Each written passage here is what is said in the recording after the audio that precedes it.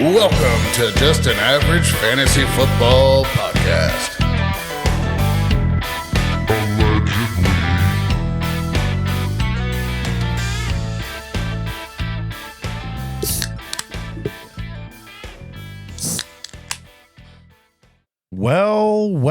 Welcome in to Just an Average Fantasy Football Podcast. I'm your host, Daniel Hayes, with Matt Baker. That's me. You can find us at avgffpod.com. You can also find us on Facebook, YouTube, Spotify, Apple, just about anywhere else you can get a podcast. Go give us a like, follow, subscribe, help us get this thing going. I don't know what this beer is, but I know it didn't smell good.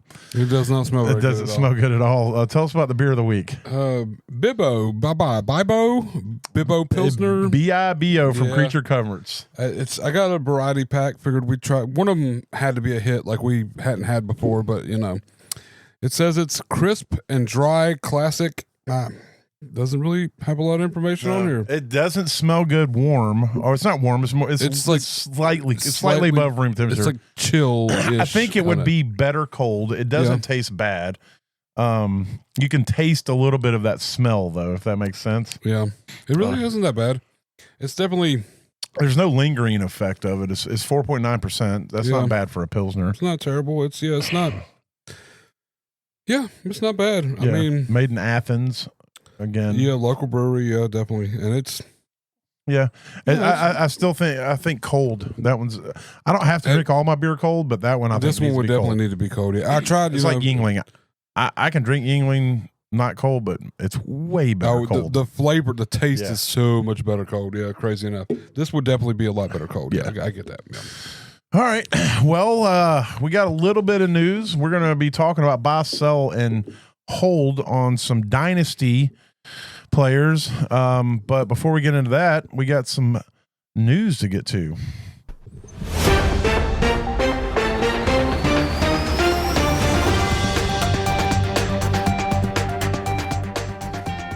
That's just the intensity that you need when you're talking about Aaron Rodgers. Oh, man. Future Hall of Fame quarterback Aaron Rodgers has signed with the Pittsburgh Steelers to play one more year and says he's going to retire after 2026. Yep.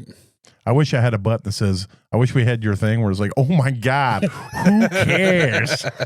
Yeah, right. Which we should. We fixed that thing, but we just never brought it back in here. We never brought it back in here. We got to get that back. Yeah, so he's back. I mean, we all knew he was coming back. The Steelers knew he was coming back, and so he had to do his Aaron Rodgers, hey, everybody, look at me thing for a minute, and then I went and hung out with his real or fake girlfriend, wife thing. I don't know. Nobody knows. So there's speculation he's married to AI. I don't know. Allegedly. So I don't take anything that comes from that information. It's so hard to keep up with. I don't know. When Aaron Rodgers retires and he is completely just out there, I'm slightly concerned about how far off the reservation he's gonna get, but he's got one more year playing football. He has showed up to OTAs. He's out there doing his thing. It is the best case scenario for the Steelers if they want to try to finish at 9-8 and get knocked out of the first round of the playoffs. Yeah, and lose that first round. Exactly. It is not the best case scenario for the Steelers if they want to finally start moving in the direction they should have moved in years ago, and that's a rebuild of the team. But Mike McCarthy has coached Aaron Rodgers way back in the Green Bay days, back when he won his Super Bowl, and he was at his best. It's a system he's very familiar with, so at least he's going to be playing in that. And I think it's good for fantasy for one of the receivers, Pittman or DK. We don't know which one. Probably Pittman, because last year kind of seemed like Rodgers didn't like DK. So yeah, I mean, they might play Pittman a little bit of what Gainwell was doing there too. That short yardage stuff. A little bit too. I mean, I was super shocked that not Gainwell. Was it Gainwell? Well, Gainwell led the team in receptions last year, the running back, and he did a lot of short yardage stuff, but They didn't really have a true possession receiver, what you're talking about, move the sticks type guy that Pittman is. DK is more of a down the field kind of dominator type receiver. And,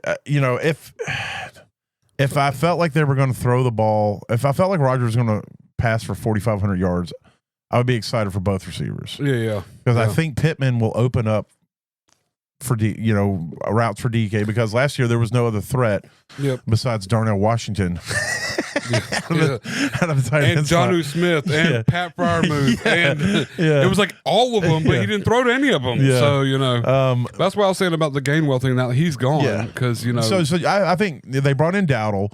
So Jalen Warren is going to probably assume more of that pass catching role. So you can expect probably I don't think Jalen Warren is going to do what Gainwell did and lead the team in receptions, but I think he can have 50 or 60 catches this year. Yeah, and that's great for a running back. And so it's going to be interesting to see what kind of production we get out of this team. I won't be surprised if they become a middle of the road offense. I am concerned about touchdowns ultimately, but I think they can get enough yardage. They have a good defense, so that's going to limit some of their production as well, because they're not going to need to put up tons of points. Yeah. But we'll see. Like I said, I don't expect them to do more than 10 games max, win more than 10 max, and that's it. I don't see any emergence. If you go look at the efficiency metrics from last year and what Aaron Rodgers did, it was terrible. They did not get. That's why Gainwell led the league or the team in receptions. They didn't take shots downfield.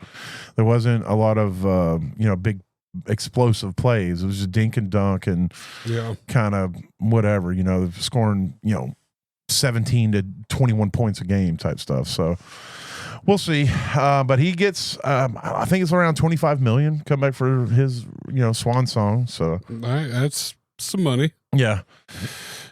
Speaking of money, Matthew Stafford signed a 1-year extension to be under contract through 2027. So he added 1 year, $55 million to the back end of his contract. I think that was to appease him of them going out and drafting a quarterback in the first round. Yeah, moving up to draft a quarterback. Yeah. Well, they didn't move up, they had that pick from a deal they'd done with the Falcons. Oh, I thought that they had the 2 picks back and they moved up 2 picks to grab Ty. No, they had the Falcons pick going into the draft, but it was from a deal. I can't remember what deal it was, but there was a deal where they had got before the season started. They had, I think it may have been last year. The Falcons may have done something last year in the draft. I can't remember how they got the Falcons pick, but that's what it was, from my recollection. But either way, it was a pick that wasn't theirs that they did acquire that they spent on Ty Simpson. Yeah, spent on a quarterback. Right. And so this deal was like, hey, we're going to give you this because it's probably going to be a voided year anyway, but at least you're going to make $55 million.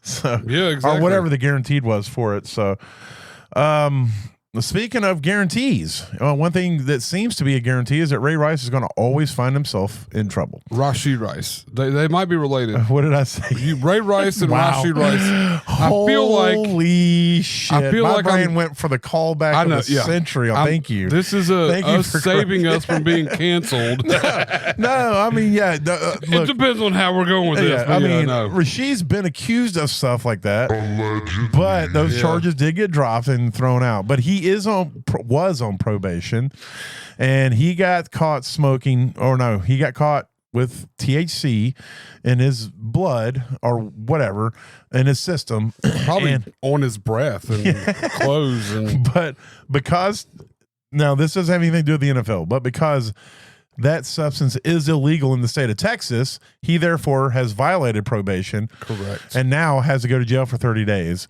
And so he's going to have to go to jail for 30 days. On top of that, he had surgery to go in and do cleanup on his knee that was just like, what? They say he's going to be fine. But now we got to figure out what the NFL is going to do to punish him for violating the substance policy and illegal substance policy, and the fact that he seems to be a habitual offender now, and all that stuff. So it's going to be interesting to see what comes down the pipe from that, as far as what his suspension was. It's going to be 4 games, 6 games, whatever, and all that. So yeah, it would definitely be interesting. I don't know, so the way the world is nowadays with marijuana, yes, it is a violation of his probation. He did go against, what he tested positive, blah, blah, blah, blah, blah, blah, blah. Yeah. But I mean, Josh Gordon played for 4 years intermittently smoking weed and failing tests all day long. And it's just depending on what state he missed. But Josh Gordon missed 2 entire seasons. Oh, yeah. No, I know. And a lot of that was rehab, not legal. No, it's suspended from the league. No, yeah. But I'm just saying, there was a lot of that was 10 years ago when it was a lot more frowned upon as well. Right. No, I see what you're saying. It's like I don't know that. Even right now, you go look for the story and everything. It's not nearly as high as a lot of these other stories, NFL wise. So no, that's why I think it'll be 4 games. It's probably kind of going to be a short suspension or blowover. And kind of be. Who knows? It might not even be this year. Yeah, we may. That's true. Be it may be something that gets pushed next year, but I think a lot of times when stuff gets pushed, it's because there's. They want the legal stuff to get sorted out before investigations. And this one, there's the legal shit's already been sorted. Yeah, it's done and dry. So it could be one of those where the NFL is going to be like, all right, we know you did it. They know you did it. Here's 4 games. And all that. But it's just one of those. If you have him in Dynasty from a fantasy standpoint, it's just a frustrating thing. Of what do you feel like you can depend on? Seems like every couple months he's back in the news cycle for something bad. Yeah, and it's like we have yet to get a true full season out of him, right? I mean, his rookie season was decent, but it was his rookie year, and they didn't utilize him a ton, and then he did get hurt. He tore his ACL at the end of the season. I don't know if it's the end of that season or the next season. It all runs together got hurt at this point. And then he got in trouble and was suspended, and then got in trouble again for speeding, and then he missed 6, and he came in after 6 games and lit the world on fire like he never missed a game, so that's what makes it hard with players like this to let go of because people you know what they're capable of, which is why people's you talk about Josh Gordon, man. You think about back in those dynasty days, people were clinging to Josh Gordon, because they saw what he could do on the field and what he did, and you're just like, man, if this guy could ever get things straight, he's going to dominate. And the same thing with Rice, but it's like you just don't know where their head's at all the time. Because it's like I feel like there has to be people in that building that are trying to talk to him. It's like, dude, you got the world by the balls right now. Why do you continue to try to fuck it up? Look, you're a kid, and it's like, look, I was a dumb kid. I don't want to cast judgment upon Rashee Rice. I don't know where he came from. I don't know his life. I don't want to sit here and cast aspersions about what I think he is or what he should be able to do. It's just frustrating from a personal standpoint when you look at somebody and you go, man, you just got everything laid out in front of you, and yet you keep choosing the wrong things. And it's not him. There's tons of players that have done it throughout history. Throughout history, yeah, exactly. And but then, from a selfish standpoint in fantasy, if you have this guy on your dynasty teams, you're like, what do I do with him? Which we'll talk about here in a minute when we start breaking into the next segment. But before we get to that, one last thing we're going to bring up is apparently there is a quarterback competition in Atlanta between Penix and Tua. Yeah, I mean, lefty via lefty. They're versus lefty, right? They're trying. I don't know. It's still, even if it is a competition, it's just because it's there. I'm not super sold on either one of these guys here, but it does make it controversial for fantasy purposes on who you want to try to trust when come draft time, for a redraft or even if you got a dynasty, like which route you're going to go. I would hope that you can go spend some pennies and try to grab Tua if you have Penix and you're trying to ride with that. But at that point, I don't think you're winning any championships if you got either one of these guys as your starting quarterback. Right.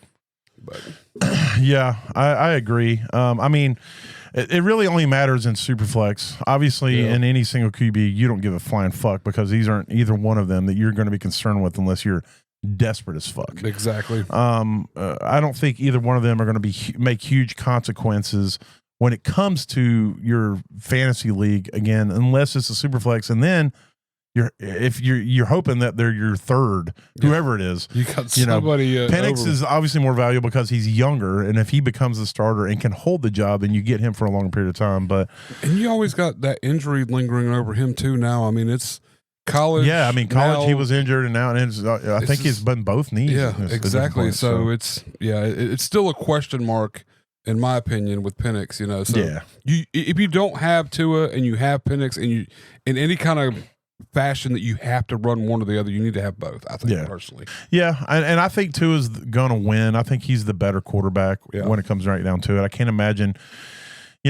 Kink got beat out by Penix, but I don't know that Kink legitimately got beat out as much as they were trying to justify the pick, and they were like, we're going to put Penix out there. And Kink was also coming back from an Achilles. Yeah, he was coming back from the Achilles tear. Yeah. I mean, and he's older. It's going to take more time, so it's not like he's going to be able to take half a season off and be right back on the field at 100%. So I could see where he won that battle. You know? I do believe if Tua shows up and plays his game, he can beat out Penix, but I don't think that's saying a ton anyway. I mean, and the same concept, still speaking about Kink, I mean, he's competing for a job right now too. Yeah. With Mendoza. I know they drafted him, and the idea was start with Kink this year, but I heard Mendoza's kind of showing out. So yeah. I mean it's early, it's OTAs, but still, there's a lot of camp hype coming out, so it's nice. It's better than hearing Mendoza's blowing ass. Oh, exactly. But it does kind of suck for any Kink believers out there that are like, he's going to get another shot, and then they're going to replace him with another rookie. I think becomes that like the Tyrod Taylor thing where any rookie that comes in behind him then becomes the starter. How many kids does Kink Cousins have? Do you know? 2, 3? I think more than Aaron Rodgers, but less than Phillip Rivers. Okay. The reason I'm asking is I'm trying to. You said if there's any Kink Cousins believers out there. I'm trying to. You have Kink, who's a believer in himself, and his wife, and then however many kids he has. That's it. Well, maybe they may be Brady fans. Who knows? I'm just trying to figure who are the Cousins believers that you were talking about. It can't be many at this point. That's true. You like that? You like that? He's got 2 kids. So there's four. He's got 2 There's sons. 4 Kink believers out there. Cooper and Turner Cousins. Yeah. Oh, that's mayonnaise white. Oh yeah, no doubt. Well, he's got 3 kids technically. Yeah. Fernando Mendoza. Right there. Yeah. There's. They look exactly alike. It would not surprise me if he was Kink's son. Allegedly. We need to backtrack and see, the timeline. We just see where everybody was at a certain point back put pen to paper and figure out exactly what's going on. Roughly 22 years and a few months ago. But maybe, but we don't need to blow up anybody's spot. So no, there's a shot that maybe we need to look into Kink Cousins' dad. Maybe Mendoza's Kink Cousins' brother. Whoa, hold up. Allegedly. Yeah, we got to cover our ass with that one. I mean, I don't know how how this world works. Grandpa Cousins out here, he's the Kink originator apparently. That's what it is. All right, on that note, we're going to move on to buy, sell, or hold. Almost said trade.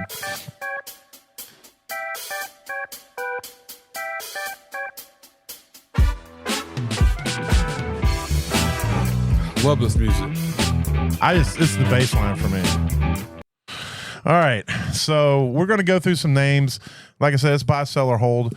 And obviously the buy is people you want to go try to trade for.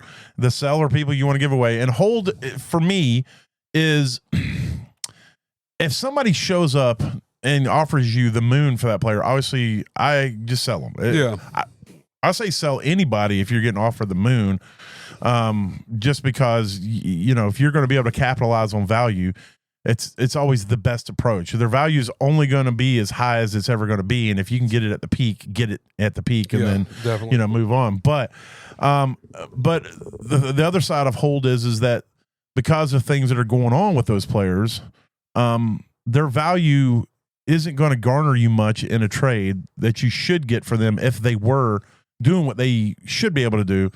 And so if you hold them, wait for them to do something awesome, and then you move them if you still want to move them. If that makes sense. Yeah. Did I explain that okay? You want to always try to get best value out of a player. You don't want to just let someone go to let them go. Right. And sometimes you got to hold someone until they prove their worth that you see in them before you let them go. Right. Like their value. So yeah, I get it. I got the hold. Yeah. So I'll kick it off with my first sell.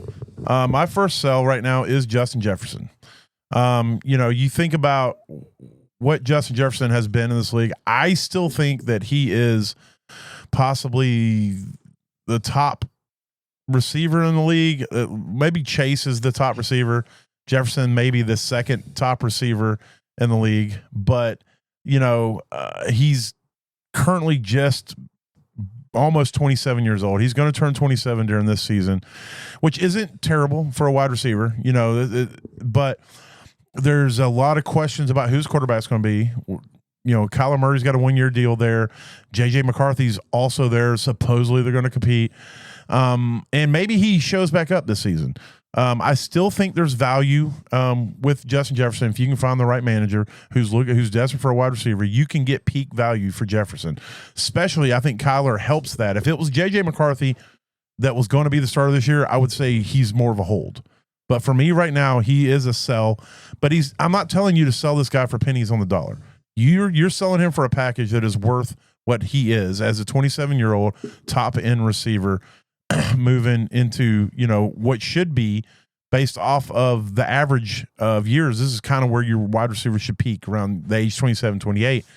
And so, I think if you can move on from him and get you a package, especially if you're in sort of a rebuild, because, a lot of times if you have these top end players, you're not necessarily in rebuilds, but the way Jefferson's been the last couple seasons, you could be very well with a team that's in a rebuild. This has Jefferson.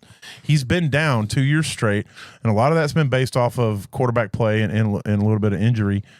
But, I do think he's going to have a good season. I do think he could potentially become back into being a top 5 wide receiver this year. But this could be your chance to move on. If you want to hold him and see if he does work out with Kyler. But the hard part about holding with Jefferson right now is if Kyler blows or if J.J. McCarthy does somehow beat him out in camp, or if Kyler gets hurt, then you're not going to be able to move him, and with JJ being the quarterback.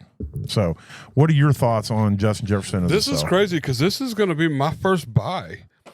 I feel personally that this is the lowest peak that you're going to get Jefferson at as far as going out to try to get him. I mean, he's going off at what, ADP 16 or whatever he had. Yeah. So I should have brought up before we started. We currently have it pulled up for Superflex. These are all sleeper ADPs. And right now he's going off Dynasty startups. I should also reiterate that he's going off at 16 overall, which is what, wide receiver, see, 1, 2, 3, wide receiver 5. Yeah. Well, 6 behind Malik right there. So. Yeah. But yeah, no, I think personally this is the way I look at Jefferson. Yes, terrible quarterback play. His only other bad year was on an injury year when he got injured and he missed 7 weeks of the season. So this is, everybody's upset and got their feelings hurt about this top 5 wide receiver not producing for him. And he's 28 years old. We'll call it 28 now.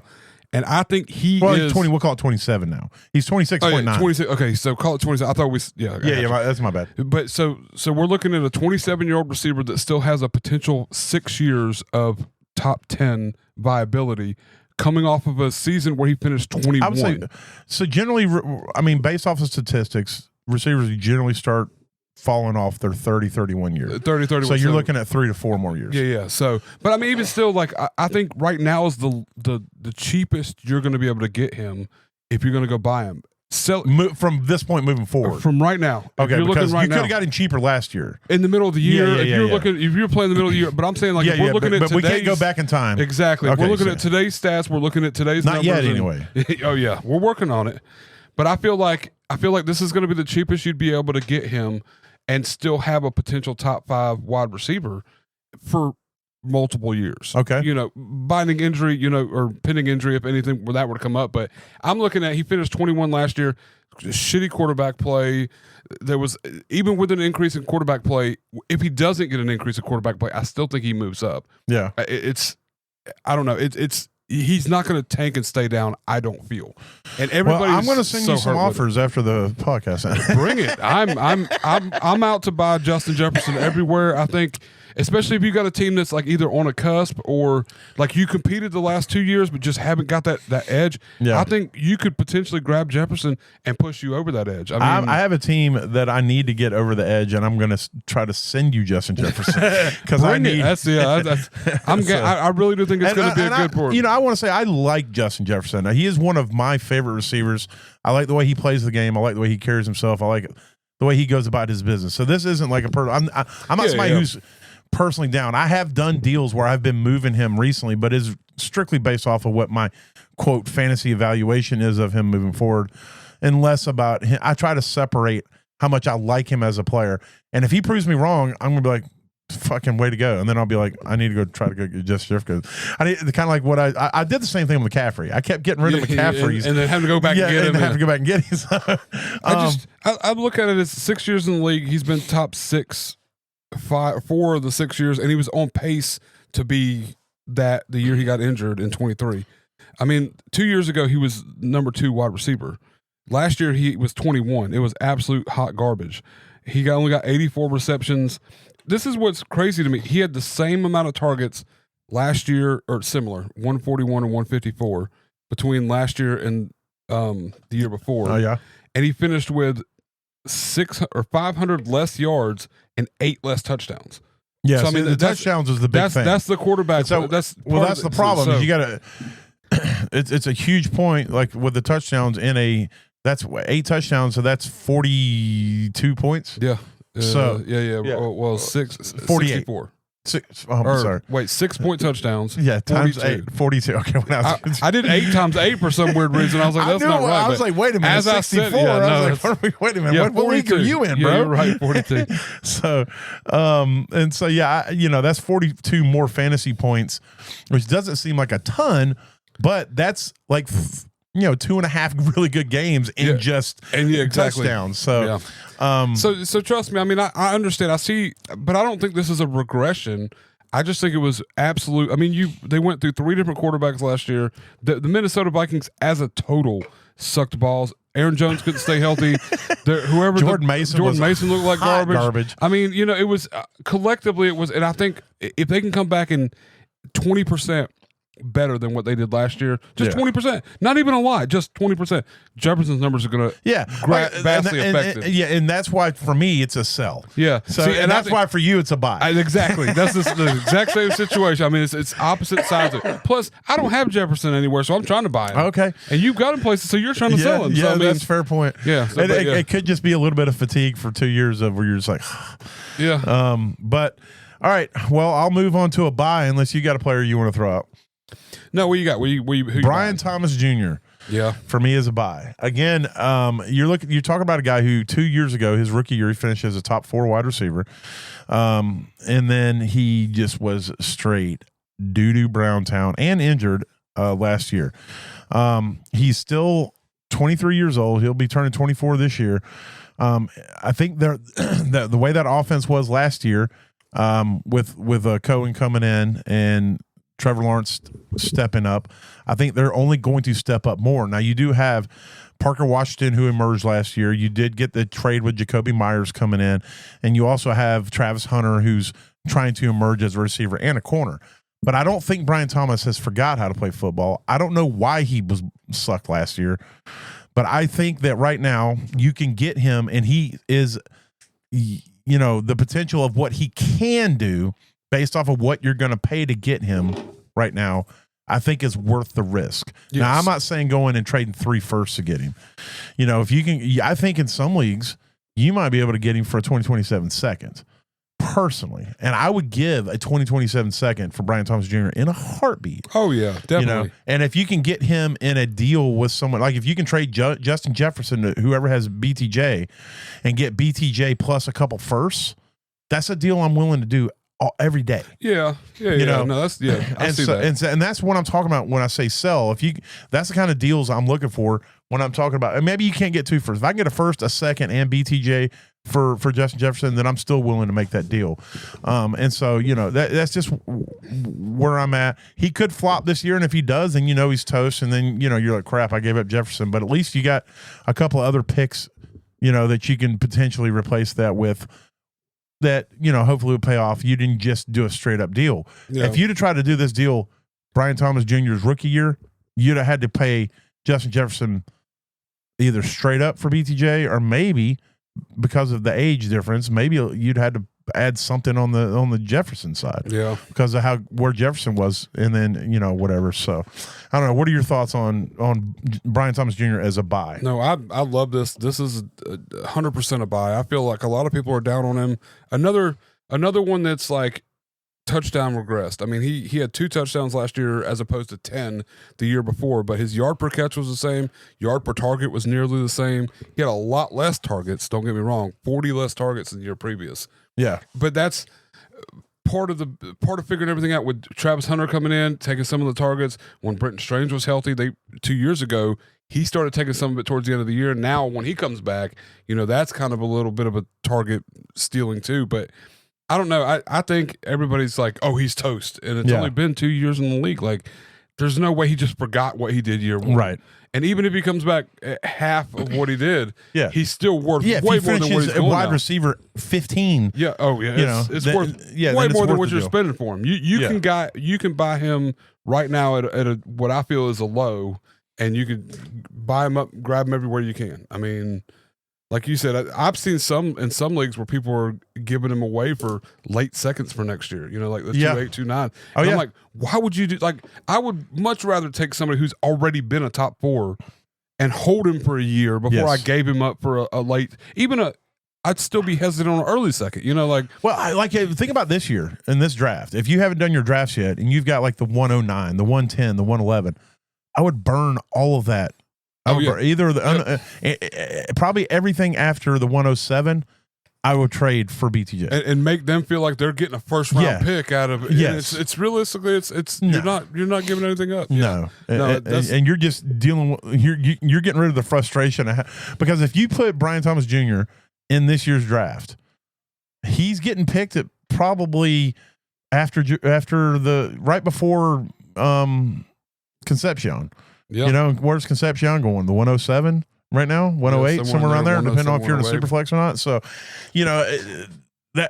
that's even based off what about Brian Thomas Jr., I would still draft him around that. So if I can get him for that this year or a second next year, or if I'm in a team that's going to win and I know I'm going to probably be at the 110 or greater next year, I might do a first next year. Yeah, because everybody's like, oh, the 27 class is going to be amazing, and hopefully it is. So that 27 first looks great right now when nobody knows what pick it is. Yeah, exactly. So you don't know where the players end up as far as their teams are concerned and all that good stuff. Yeah. So. But right now, if you look at where he's going off ADP, he's what? Where I just fucked it all up. Oh, there he is. 62. He's going off 62 overall. Wide receiver. When I click on this, it tells me. Yeah, he's going off at. I don't want to learn more. Yeah, that's what he finished out at. I don't want to learn. Why did this happen? Okay, maybe because it's only going to let me click so many times before it wants me to go to a paywall. Yeah, so he's somewhere around wide receiver 40, somewhere around that. Let's see if I hit the back button, if it gets me from having to go to the paywall. All right, there we go. So yeah, Brian Thomas Jr. is my number one. Well, I don't have these in any particular order, but he is on the buy list. So since we did a sell and a buy, let's do a hold real quick, and we can stay with the wide receivers. Rashee Rice is a hold for me. Okay. I have seen some deals. A guy traded Rashee Rice away in a league I was in, and God, I should have looked it up. I think it was Bayshawn Tootin in a second. Yeah, if it's the same league. Yeah. It was Bayshawn Tootin in a first, I thought. Was it a first? Maybe, but still, they did trade away. They traded Rashee Rice. Yeah, and so for me, it's like I get the frustration. Trust me, I understand. When you're dealing with players that are constantly in trouble, but based off of what he's capable of doing, he's a hold for me, unless somebody's showing up with 2 firsts. If I'm not getting the value of two first round picks, then I'm not dealing him. Yeah. Because if he does get suspended and he comes back after his suspension next year and he puts up 2 games where he's a top 5 wide receiver. It was Jalen Waddle in the third. Yeah, that I would do. Jalen Waddle in the third is what they did. Yeah, that's not terrible. I would want more than if I could get Jalen Waddle on a 27 second, I might do that deal. Because to me, that's Jalen Waddle is worth a first and a half, and then you get the second, if that makes sense. Yeah.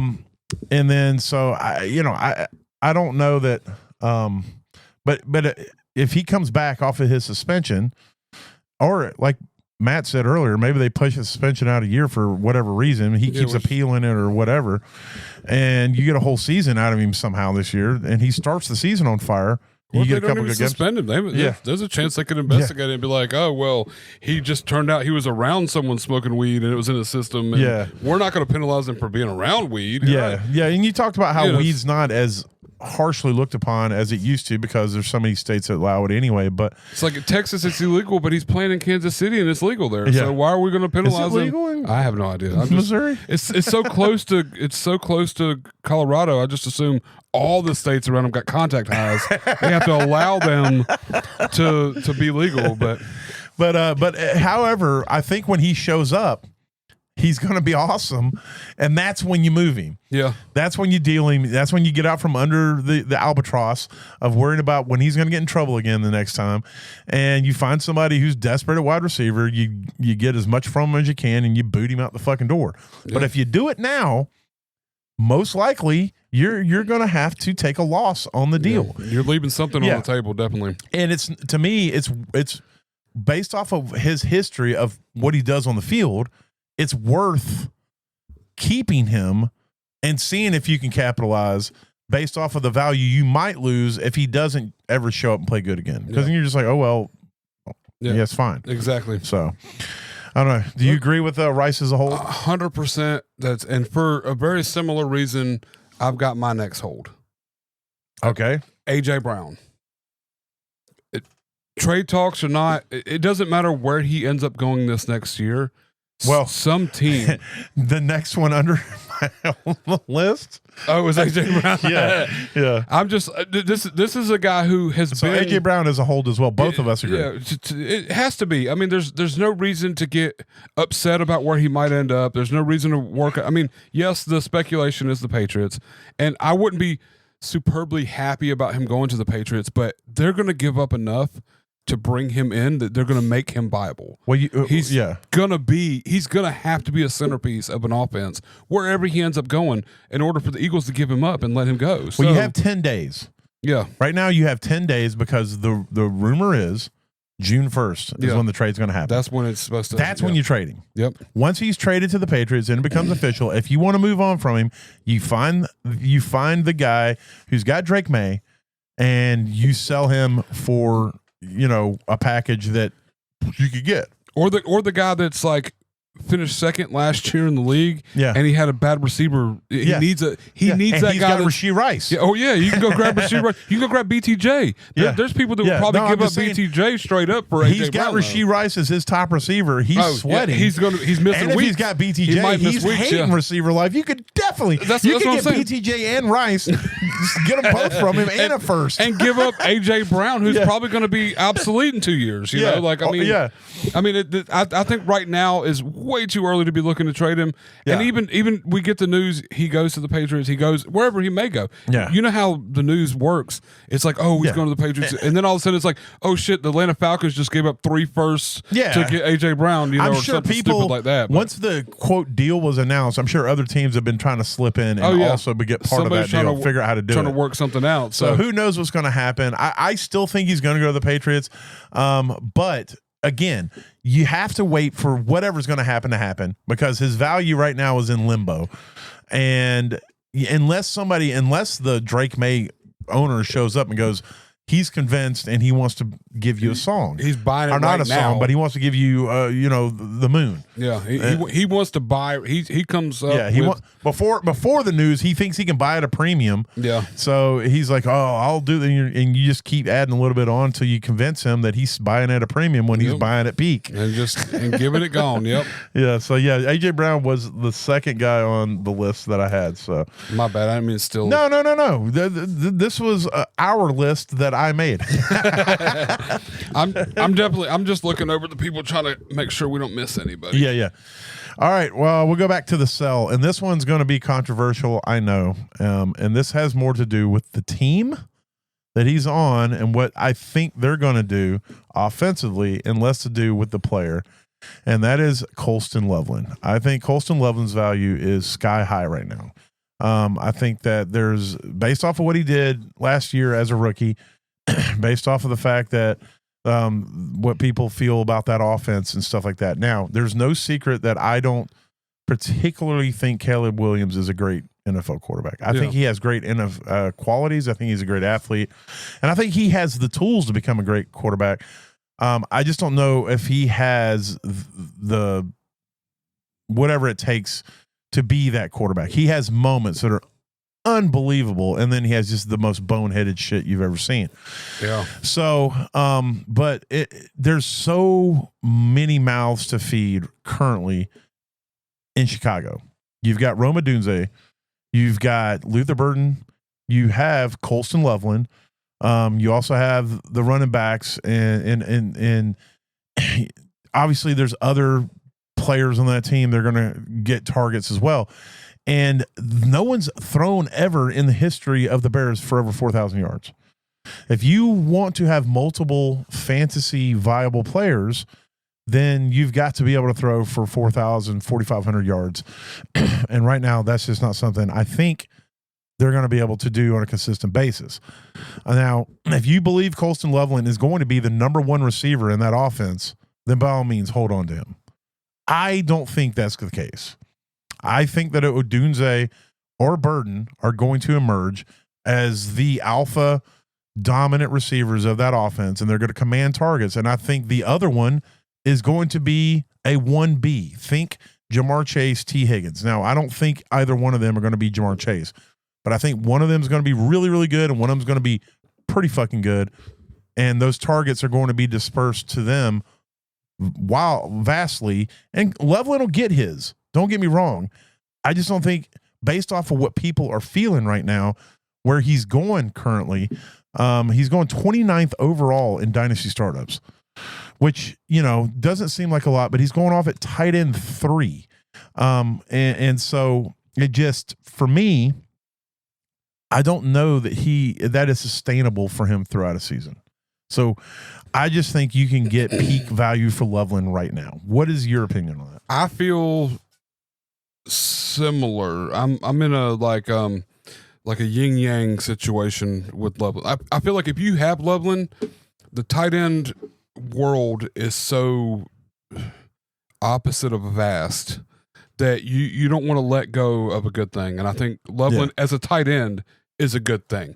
As a potential high end fantasy asset, it changes, if that makes sense. Like right now, your value for him, I think that people would be willing to spend more to get him than I think he's worth. Yes. But I think if you're not getting that deal, I don't think you should run out and deal him. If that makes sense. No, that makes sense. Like it's like a sell hold kind of situation. If you look, first of all, I want to say on all the sell candidates, if you're not getting, these aren't sell to get out from under this person. These are sell to get peak value. Peak value. Like yes. I think like he kind of falls at that like everywhere I've got him, I'm kind of holding because yes, he had a good season, but in the tight end landscape, it's hard to find someone that's consistently that good, so it's not one of those that you want to get rid of him now because the best you're going to get, I don't know that it's going to replace that, that potential where but you're not going to buy him because anybody who has him wants more than I feel he's worth, if that makes sense. So if you can sell him, that's what I'm saying. If I had Loveland, and I don't have him anywhere, but if I had him, he would be. I wouldn't put him on the trade block because when you put people on the trade block, they try to lowball you and try to they're like, this guy wants to get rid of. I mean, I do put players on the trade block that I just want people to know are out there, but they're not players that I'm trying to get peak value out of. They're people I'm just trying to get the fuck off my team. Yeah. If I was trying to move Loveland, I would be kind of shopping around to people who are tight end needy in your dynasty leagues and seeing if you can encourage them to ask you about Loveland. Yeah. You want them, and that's the best way to negotiate anything is for them to come to you. And it's a hard thing to do, but if you can just start trying to, go to their teams and say, hey, I'd like to get this guy. What do you think it's going to take? And then they come at you and they're like, well, are you willing to deal Loveland? And you're like, whew. I don't know. What do you think? It's going to take a lot, and then see what they come back with. Yeah, see what they're looking at. So you got to kind of manipulate the situations. But I just feel like I think Odunze is a very good wide receiver. I'm very high on Odunze. And we'll talk about him right after we talk about Loveland. And I really like Burden. I think Luther Burden has the potential to explode. And if you have these two top end receivers, I just think Loveland's somebody who's going to get pushed to the side. He's going to fade out. Yeah. No, and I think he'll be viable, but it'll be viable where he's tight end 6, 7, 8. And that's not super great. Well, I mean, and I did not intend to rhyme, but I do it all the time. Well, the thing about him too, though, I mean, he only finished as like tight end 12 or 13 in a regular. It wasn't. Yeah, but it was everybody's hype based off of how we finished the year. It was the last 5 weeks or 6 weeks. Odunze wasn't there. Exactly. Burden has not emerged. Exactly. And DJ Moore was still there. Was hot garbage can. It wasn't doing much. So there was a lot of back and forth question marks. Yeah. Like I like Colston Loveland, but where his value is, where everybody's looking at him at. Yeah. The people who have him are looking at him as like an ace. Yes. And the people who are trying to get him are only trying to spend a queen, if that makes sense. Yeah. Like, so what you got to do is find somebody who doesn't have him who thinks he's an ace. Exactly. and that's what you sell him for. Yes. I just don't want anybody to go out and try to like, oh, well, this guy's offering me, blah, blah, blah, K-Dot and a second to get Colston Loveland. That's garbage can. But I'm saying, I get what you're saying. There's a lot, there's potential value there, even if, because all it takes is Odunze to mess his heel up again, and all of a sudden Colston Loveland's tight end. If you're not in a non-tight end premium, if you're not coming at me with a 1.5 value, don't even talk to me. Yeah, that's where we got to start. Yep. And then from there, in a tight end premium, raise it up to 2 first value. Yeah, at minimum, depending on what the premium is and all that. And maybe even a shot. I might need like a late second or something, just to take a shot in the dark on it, just to kind of play back off. And I'm talking 27. Picks, not 26. No, nobody's talking 26 picks at all. If you're coming at me to get him out of the 26 picks, it better be a first 4 picks. It better be a 102, or 101. Then we can talk. Yeah. All right. Well, that moves on to my next buy candidate, and that is Rome Odunze. I'm very high on Odunze. I think he is somebody who can absolutely emerge in this offense. He was injured most of last season, so he did not really get a chance to play in that was it Ben Johnson offense, and before he went out. And I think he's very talented. I think he has the mentality of being a true alpha receiver. I think he wants to be Jamar Chase. I think he wants to be Justin Jefferson, and in a good way. Not like I don't necessarily believe that he's somebody who thinks he is and he isn't. I think he's somebody who has a lot of confidence in himself, and he has the ability to go out there and do it. And as long as his quarterback can get him the ball, I know the offense can scheme him the ball. I do know that. And so, based off the fact that last year he was injured most of the season, based off the fact that a lot of people think Loveland is going to be the top receiver in this offense, based off the fact that some people think that Caleb Williams is not a good enough quarterback to support multiple targets within these offense.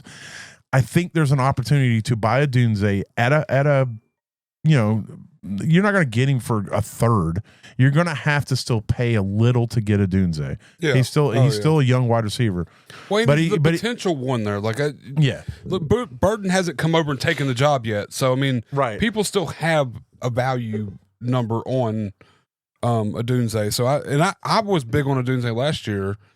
That's why I stacked him and Caleb Williams in all my freaking almost everywhere I drafted and redrafted and everything last year.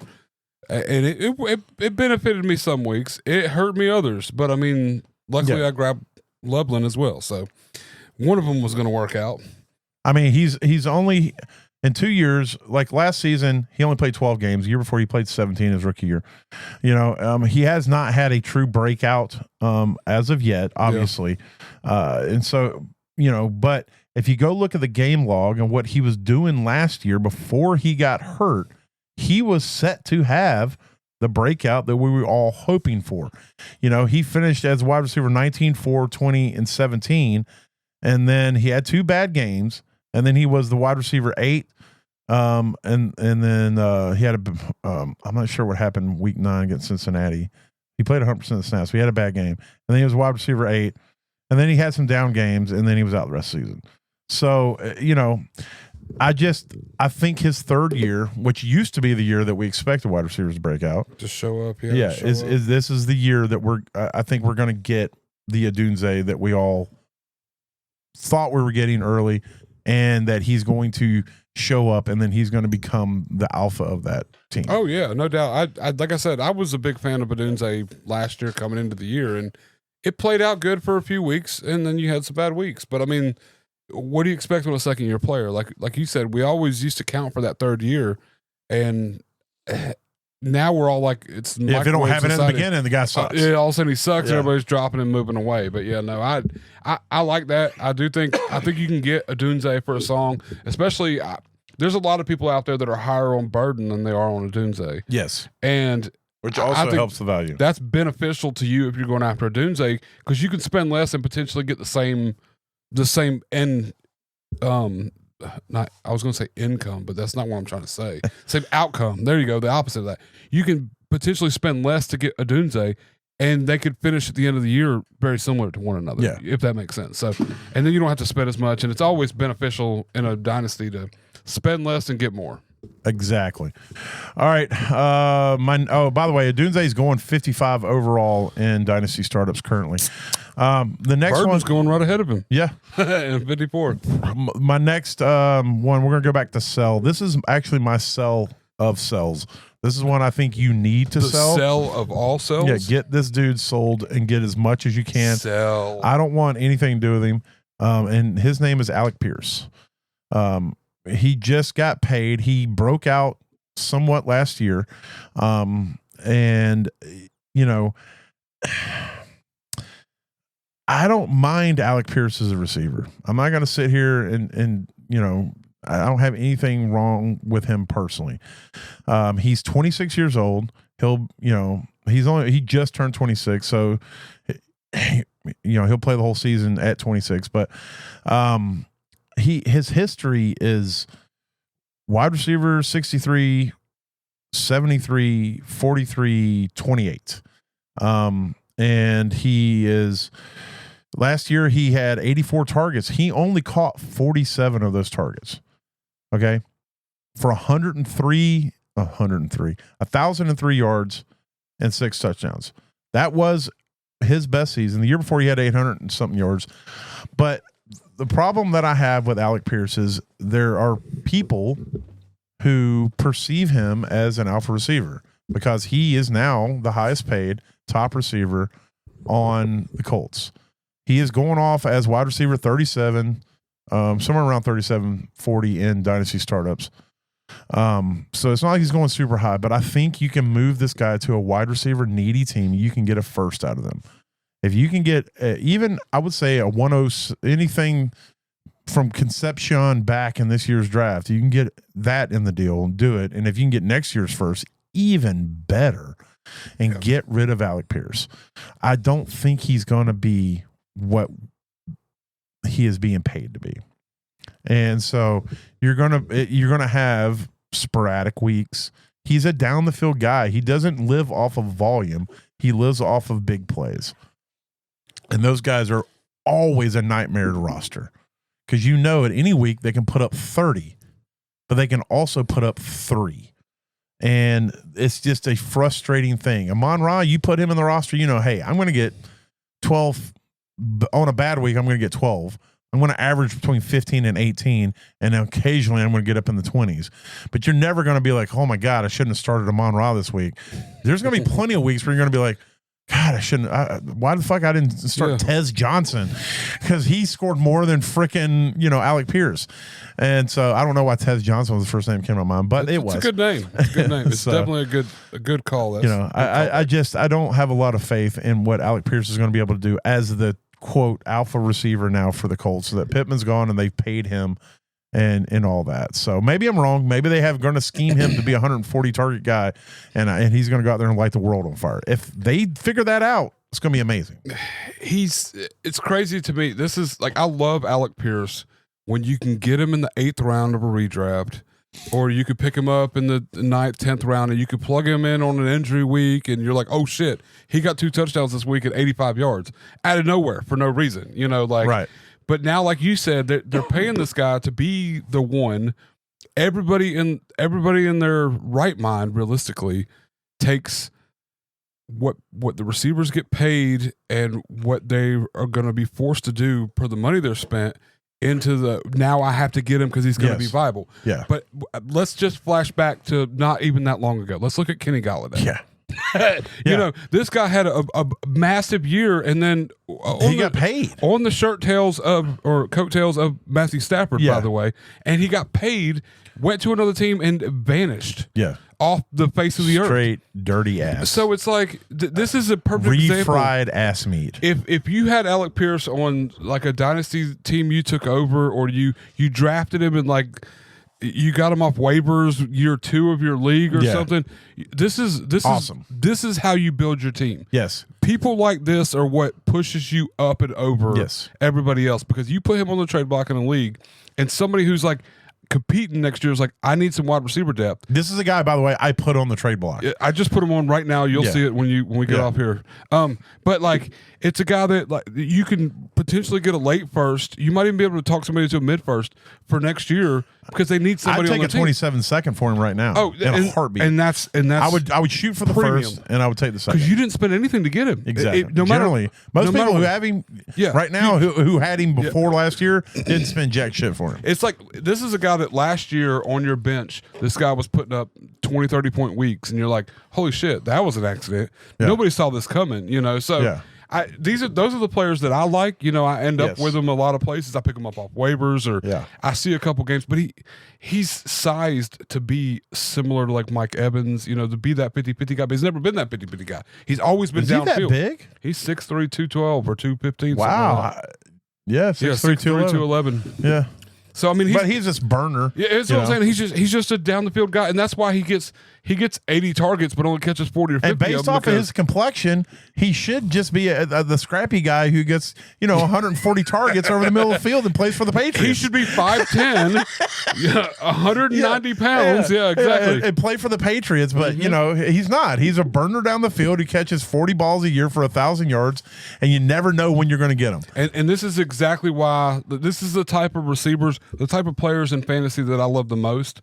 Because, like I said, you didn't spend anything to get this guy, and you could potentially get big value out of him. So he is 100% a sell. Yeah. No matter where you're at, where you got him, unless you're absolutely like your team is rock solid and he's there as a flex option or something. But don't go buy him for that unless you're not listening to us and you just go, these guys are idiots. Yeah. Because even if he does have a great year, even if he has a great year next year, I don't see this lasting more than 2 years.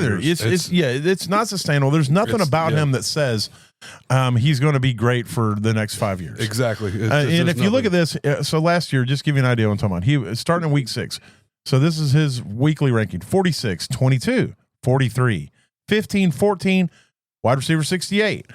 Wide receiver 14, wide receiver 21, wide receiver 89, wide receiver 5, wide receiver not even ranked, and he played 91% of the snaps. And then he was the number 1 wide receiver the final game of the season. And so it's like you just don't know when he's going to go off and when he's going to kill your week. I will say, so you started at week 6. So what was his numbers week 14 and out? Wide receiver 21, wide receiver 89, wide receiver 5, and then he scored 0 fantasy points despite playing 91% of the snaps in week 17. Okay, so week 14 was the week that Daniel Jones tore his Achilles. Yeah, or ACL, whatever. It was very similar. I mean, he had his last week. He had 4 receptions for 132 yards and 2 touchdowns, and he scored 35 fantasy points. Well, in this league, this league's scoring is crazy. But he was the number 1 receiver that week in this league. So I'm just looking at it's almost like Daniel Jones unlocked Alec Pierce a few weeks, like for some weird reason. I don't know how or why, but that's another player that's like. They complement each other, but even that, it's like if you go look at his targets, that's not how you spell his name. ALEC. Yeah. If you go even with Daniel Jones in there, you look at his target share, it still wasn't great. It was 3, 5, 5, 4. It wasn't. Yeah. And then he had 10, 5, 13, 7, and then missed a week, and then 2, 5. Those are all with Daniel Jones. So he only had 2 weeks where he had double-digit targets.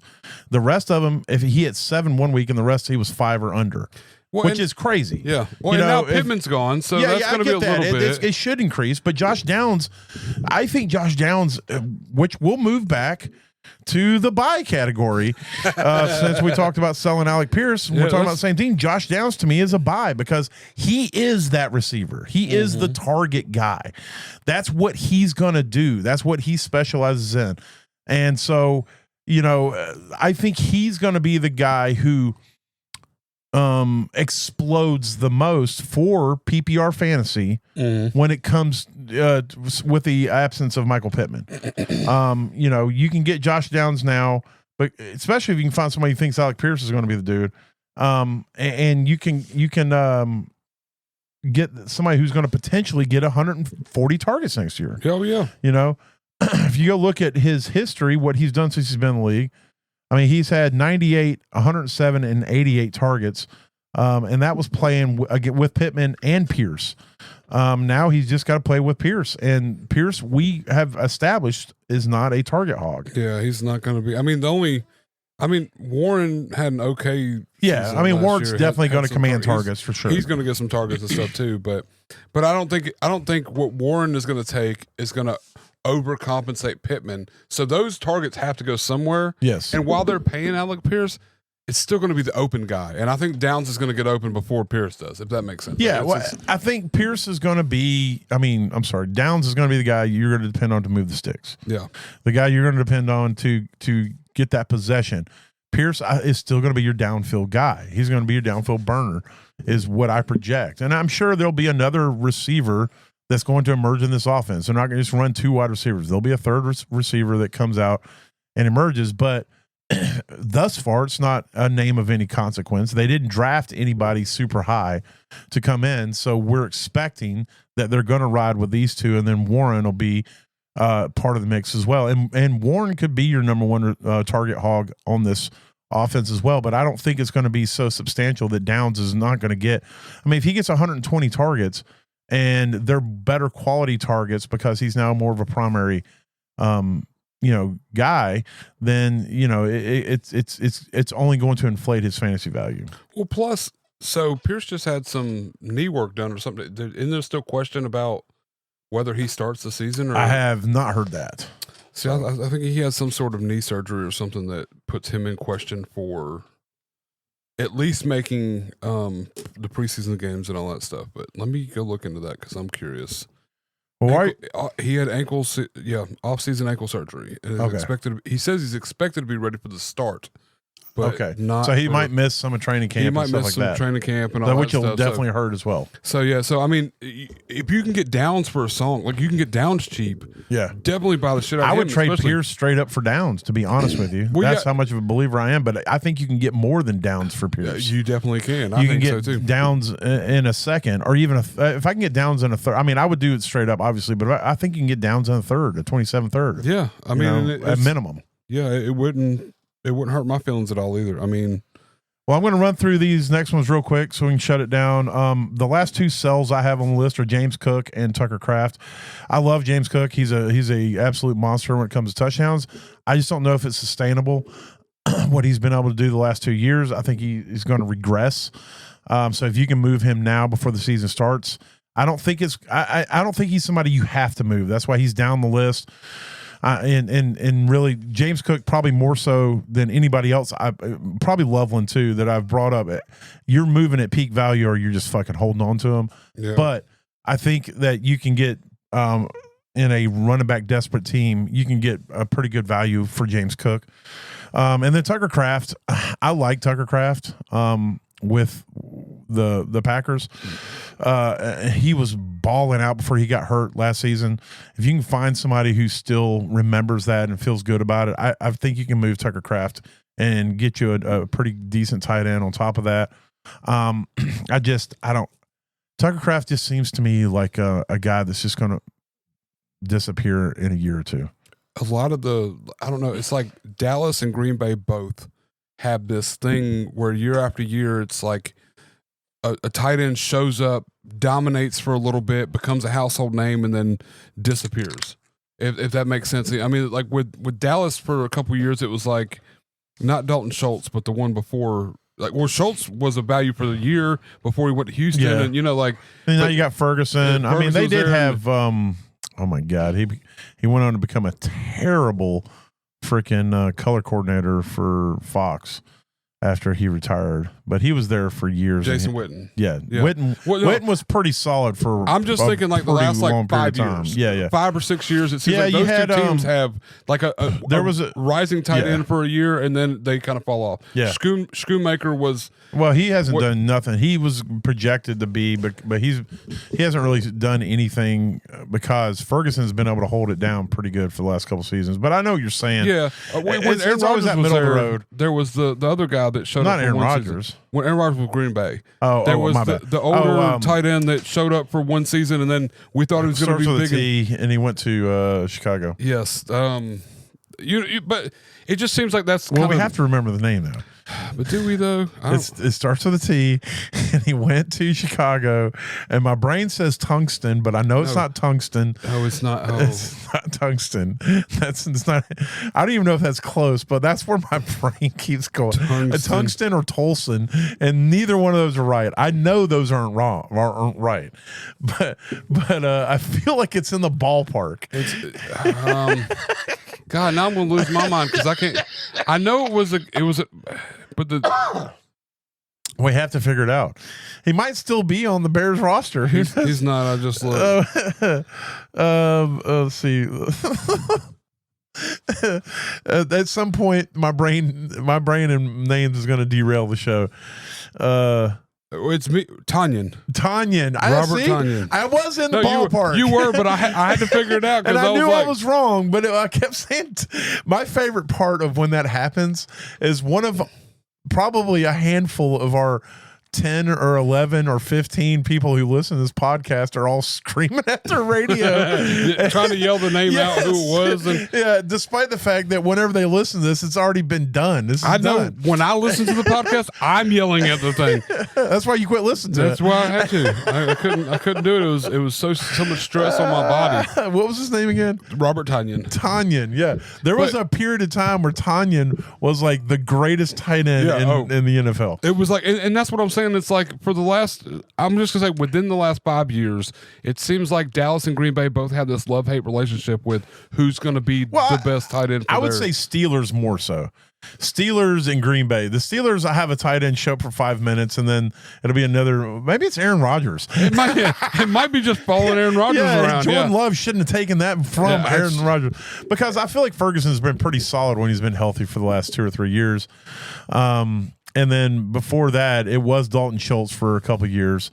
But outside of Schultz and Ferguson, I can't think of another before Witten tight end that came out of Dallas. But I can probably give you 7 tight ends out of Green Bay in the last 5 years. Oh yeah, no, I know. Every one of them have been a tight end one at some point in time. Yeah. Don't get me started on Denver and the tight end situation when it comes to butthole lips. Yeah, that's true too. Yeah, but I don't know. I like Tucker Kraft. I think he's a good player. But two, he is injury prone, so that's one thing that both years where he was like, oh my God, this dude's going to be awesome, and then boom, he's hurt. Mm-hmm. Luke Musgrave has not been able to step up and meet that. So I know that it is because Tucker Kraft is an elite athlete that he's able to do these things. It isn't just a system thing. But I don't think it's sustainable. Like I said, I think Tucker Kraft will be a guy in a couple of years. We'll be sitting here trying to remember him. Like, hey, who was that tight end with Green Bay that got hurt all the time, but he also was balled out when he was healthy? He had good weeks, but it just wasn't. And so if you can move him, so some buys. So the last buys I have is and some of these are contingent on whether you're. First of all the buys for the most part are contingent on you trying to compete. Especially if it's older players. If it's older players, Dak Prescott is a buy in Dynasty for me if I'm on a team, a super flex team that's trying to compete. Dak Prescott, if he plays the whole season, all he does is finish as a QB1. That's all he does. Yep. Now, if he gets hurt, obviously that doesn't pan out. But if he plays the most of the season, QB1, boom, that's it. And he is very good for any of his for his receivers as well. So Kyron Williams, right now he is a buy for me because I think a lot of people are scared of Blake Corum, rightfully so. Yeah. But all Kyron Williams does is score touchdowns, and he is loved by his team. If you have Kyron, I wouldn't sell him. And if you can go out and get him on the cheap, I would buy the shit out of Kyron Williams right now and try to sell them that Blake Corum is taking his job. That's why I'm only offering you a second, bro. Blake Corum's probably going to take his job. I'm just taking a shot because I need running back depth. I mean, in college, wasn't that all that Blake Corum did was just score touchdowns? That might be true too. And maybe Blake Corum does take his job. But I not saying it will. I just feel like he was super high on the on the touchdown scale. Yeah, I agree. Coming out of college and everything.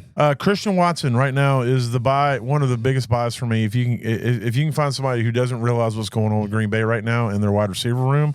Dontavian Wicks is out. Romeo Doubs is out. Right now, it's Christian Watson. It's Jaden Reed, and it's I don't know who the fuck. What's his name that blew ass last year? Matthew Golden. Yeah. And so we saw what Watson did when he came back last year. He was the best wide receiver in that room. He helped me win a fantasy championship in a 32-man gauntlet league. Yeah. I was able to get Watson, and that dude for many weeks carried my team. So I think Christian Watson is a big buy. If you can get him, he could potentially be the number one receiver if he stays healthy coming out of that Green Bay offense. And Jonathan Brooks. A lot of people forgot about Jonathan Brooks. The Panthers aren't sold on Chuba. Chuba's efficiency is not very good. He does a lot based off of volume. Mm-hmm. And I think that if I think Chuba is okay this year if you have him. Jonathan Brooks was the number 2 running back. Some thought number 1 running back coming out of his class, but he has had injuries with his knee. He's missed 2 seasons in the NFL. If he can get on the field and he can get back to anything that he was coming out of college, this dude's going to be good, and he's going to be better than Chuba. And you can get him for almost nothing right now. Hell, if as a throw-in on some of these, and some of your shallow leagues, dynasty leagues, he might be on waivers. Yeah.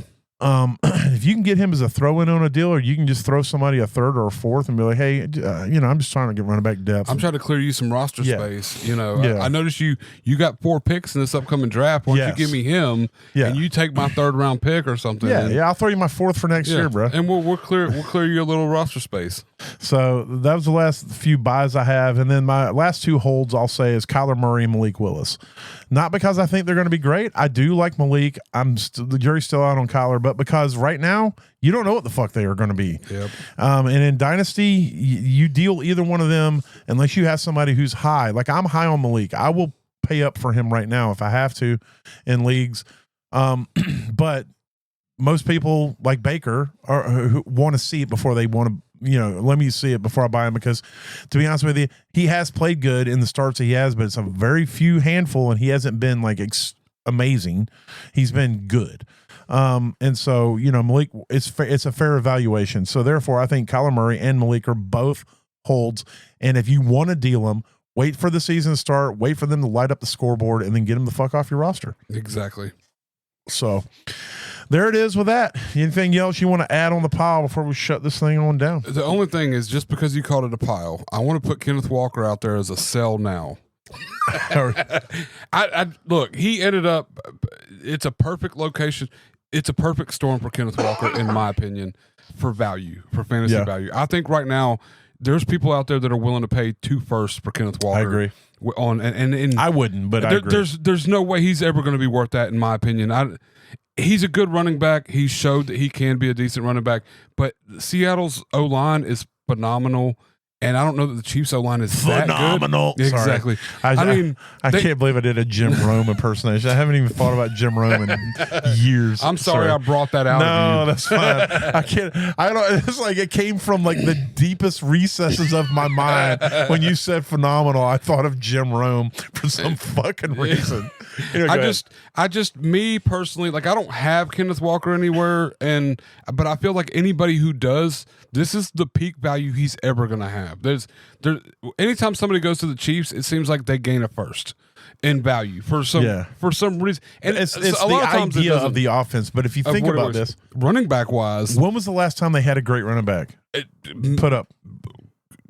Kareem Hunt before he got in trouble? The same one they've been riding for 5 years, Kareem Hunt. Yeah, I mean, and it's so tough to put a lot of faith in a running back in that offense. And even though Walker just come from this, I don't feel comfortable. I feel like if anybody came to me and said, "Hey, look, he's the Alec Pierce of running backs." Exactly. Right now, he's being paid. He's on a high offense, high octane offense. Yeah, and I just don't. We don't know what Patrick Mahomes is going to come back from this injury. I still think I don't know how serious it was. If that makes sense. Like he left. Of course, you want to protect him and make sure he heals and all, but sometimes it's little shit that kind of lingers. Yeah. So it may become give it to Kenneth Walker, give it to Kenneth Walker, give it to Kenneth Walker, and he gets stuff behind the line. Where's he at ADP? Because I'm interested to know. It's probably like 12. Or I don't know. Yeah, like overall, I'm going to say he's pretty about high, 18. But I figure it's pretty high. Let's see.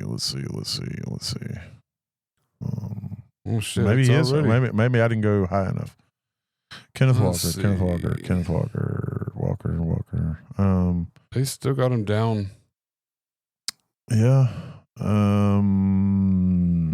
Wow. Shit, we had to have missed him. Oh, there he is, 47. That's 47th over. I mean, that's top 50 in total. Yeah.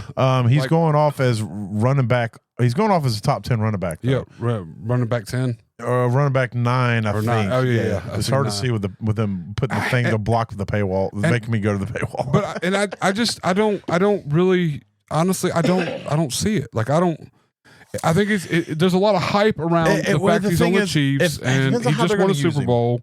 Yeah, I mean, there's if I knew for a fact going into this season, if they came out tomorrow and they're like, if I'm wrong, you can take all my money. We're going to give Kenneth Walker, if he's healthy, the ball 25 times a game. I'm like, I'm in. Yeah, I'm 100% in. I don't care how. They tell me 18 times a game. I think I'll be in just because. Yeah.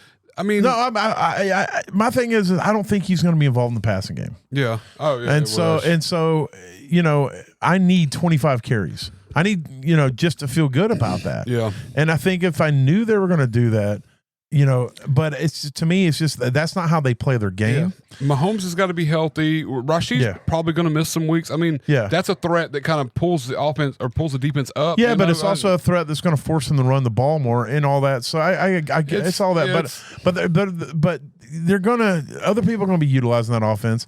And the thing is, Kenneth Walker has an injury history. Number one. Number two. There's and what is this? Is this he's going into his 4th year, correct? So he's played 3. That sounds. So correct. In 3 years, he only has a small window of a handful of times where he has been great.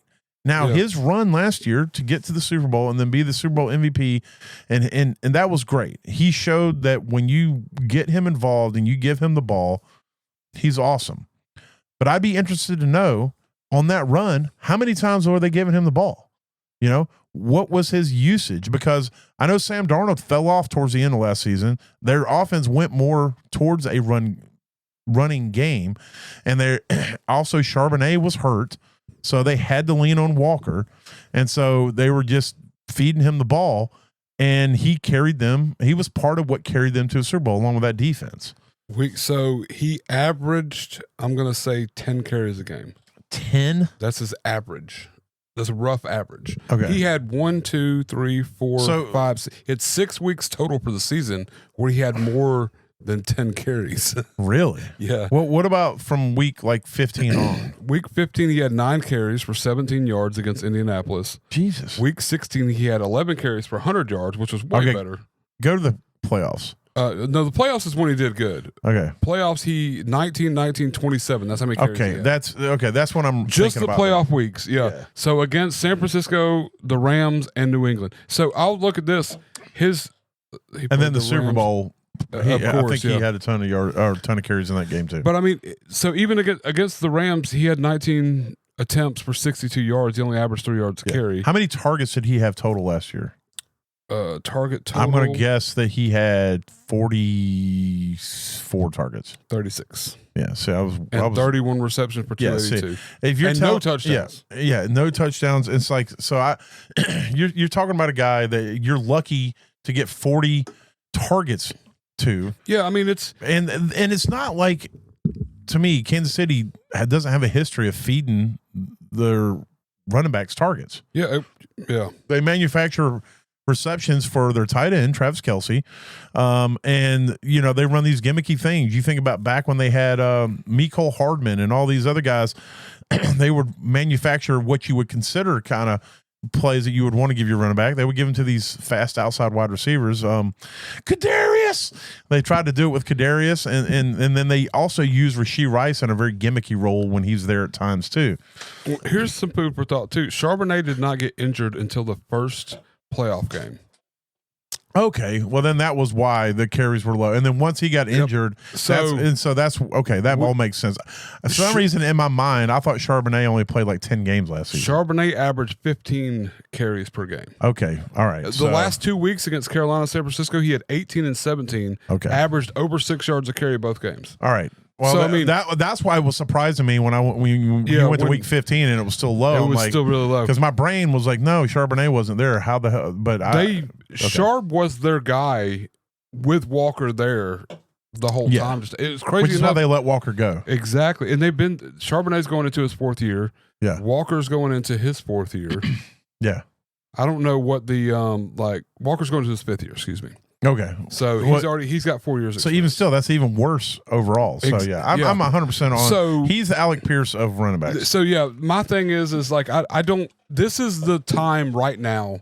If you ever were going to get any kind of value out of Kenneth Walker, right now sell him. Because he is the guy. Sell hard and get the most. You'll be able to get the most out of him right now than you'd ever be able to get out of him. Yeah, because I don't think it's.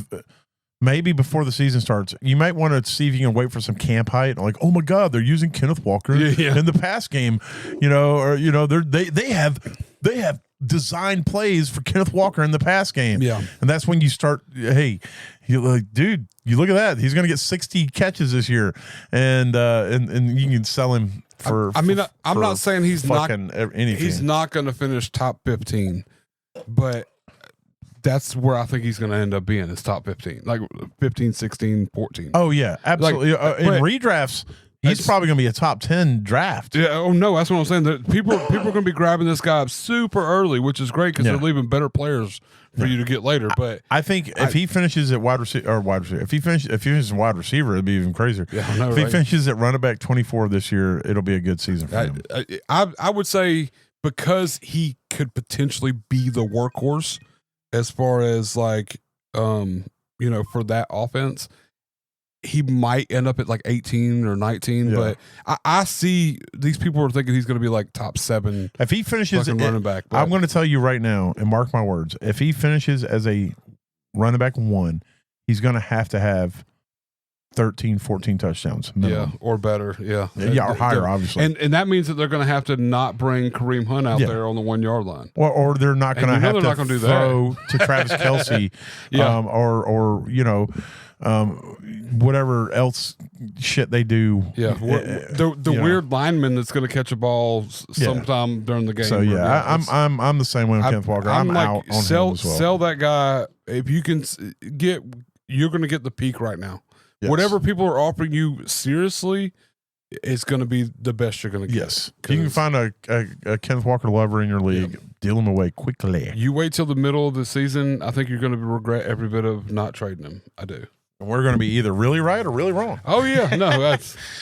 And I've been both of those things multiple times. Yes, sir. All right. Well, there it is. There's the buy, sell, hold of the seasons, dynasty seasons. So a little early buy, sell, hold. Yeah. I mean, things will change.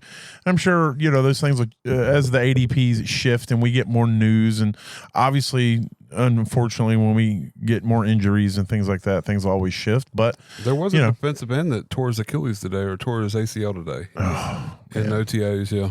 Yeah, that's for the Giants that's too. The worst. That was a tough one.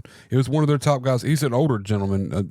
He's been there for like 8 years. I feel like he he's an older gentleman. I feel like he wears like a suit coat. Oh, he wasn't even out there. He was coaching. Yes. He was quite the older gentleman. Yeah. He was drinking tea on the sidelines. He's like, oh, dear Lord, I think I've hurt my Achilles. Yeah, who said that? Us, that older gentleman over there drinking tea, wearing the suit coat. It's like, yeah, this is weird. Yeah, I mean, hey. How did he hurt his Achilles? I think he was reaching for the crumpets. He spilt his tea and dropped his cup and went to grab it. All right. Well, like I say, if there's anything we say or do that helps you get to that average place in your leagues, that means we have done our job. Because as we like to say, Matt, when you finish average, you don't finish last. That's 100% right. So I hope you guys have a good one out there. We'll get back next week. Hopefully we can hit it in the early part of the week when Bus can join us. But either way, we'll get one in at some point and try to give you some more average advice. So yeah. Anyway, y'all be good out there, and we'll talk to you on the flip side. Later. Holla.